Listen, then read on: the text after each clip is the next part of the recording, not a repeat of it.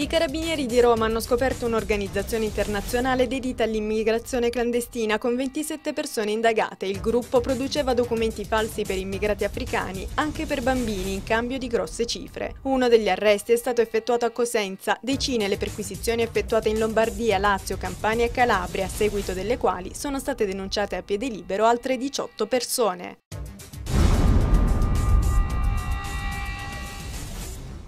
Una ragazza di 21 anni, Elisabetta Arena, è morta mentre era alla guida di una Fiat Punto, che è sbandata precipitando in un burrone profondo circa 100 metri. Il corpo senza vita della giovane è stato recuperato dai vigili del fuoco del SAF. La ragazza stava attraversando la strada che da Zungri porta a Parghelia per andare al lavoro. Il tratto è stato interessato lo scorso anno da smottamenti e frane.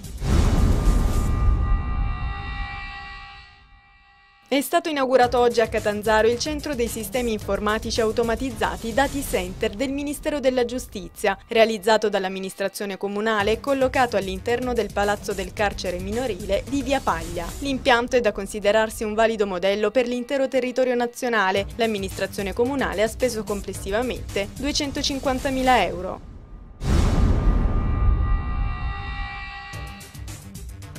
Ultimi appuntamenti in Calabria per Miss Italia 2011. Stefania Bivone, che partirà per la Germania alla fine della settimana, ha incontrato ieri a Reggio Calabria il presidente della provincia Giuseppe Raffa e il presidente del Consiglio regionale Francesco Talarico. Agli appuntamenti anche rappresentanti politici istituzionali che hanno avuto modo di rendere onore alla più bella d'Italia.